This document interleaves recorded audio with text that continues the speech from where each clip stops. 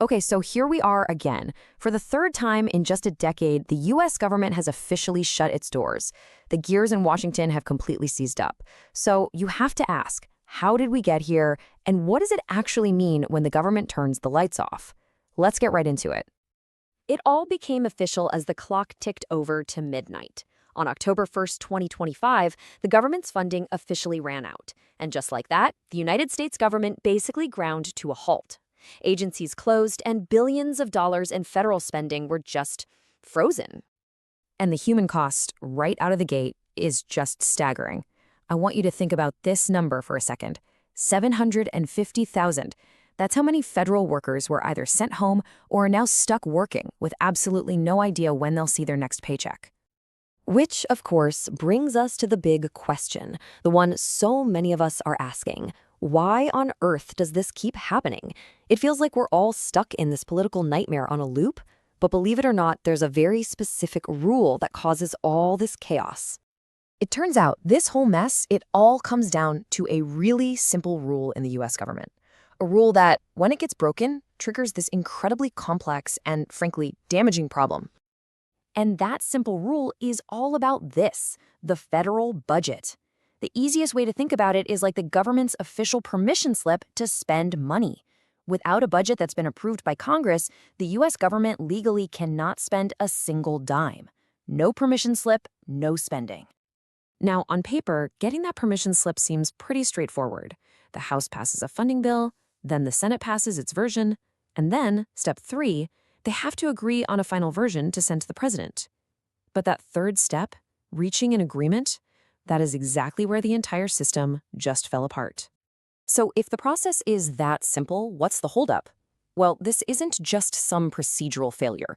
What we're seeing is a massive political standoff, a fundamental fight over priorities and what the future of American spending should even look like. So here's what it boils down to. On one side, you have Senate Democrats, who are saying any funding bill absolutely has to include things like healthcare subsidies and green energy investments. But on the other side, House Republicans are demanding what they're calling a clean bill, which is basically just a temporary patch to keep the lights on, without any of what they call unnecessary spending. And right now, neither side is willing to budge an inch.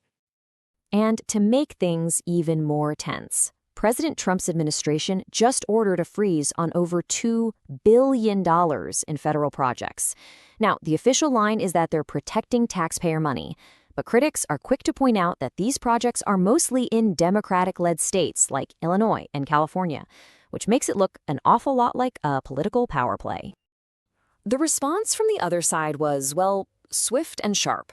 Senate Majority Leader Chuck Schumer did not mince words, calling it, and I quote, a reckless political stunt that hurts everyday Americans. That kind of language really tells you everything you need to know about the level of tension and mistrust in Washington right now. But look, this political battle doesn't just stay contained in Washington, D.C.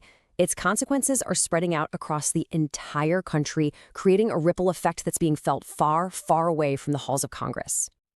And the impact is huge. National parks are closed, which is a big hit to local tourism. Need a passport? It's going to take longer. Critical food assistance for women and children, that's at risk of running out in just a matter of days. The federal court system is warning it can only keep running for another couple of weeks. We're talking potential airport delays, small businesses losing revenue. I mean, the list just keeps going. And when you zoom out to the bigger economic picture, it gets even more concerning. Economists are sounding the alarm, warning that if this shutdown drags on, it could seriously slow down the entire U.S. economy, crush consumer confidence, and who knows what kind of unpredictable effects it could have globally. So, with the stakes this incredibly high, where do we go from here? What happens next? Well, while there are talks happening behind the scenes, it looks like there are really only a couple of ways out of this crisis. Right now, analysts are seeing two main scenarios play out. The optimistic one, they managed to agree on a short-term deal to reopen the government for a few weeks, just to buy more time for negotiations. The more pessimistic view, which might be the more realistic one, is a long, drawn-out standoff that could last deep into October, maybe even into November. You know, at the end of the day, what we're all watching here is so much more than just a fight over a budget. It's really a fundamental test of trust. Trust in our leaders, trust in the political process, and trust in the basic idea that our government can still function for the people. And that really leaves us with this final lingering question. Because as the paychecks get missed and services get cut, you realize the true cost of a shutdown isn't measured in dollars.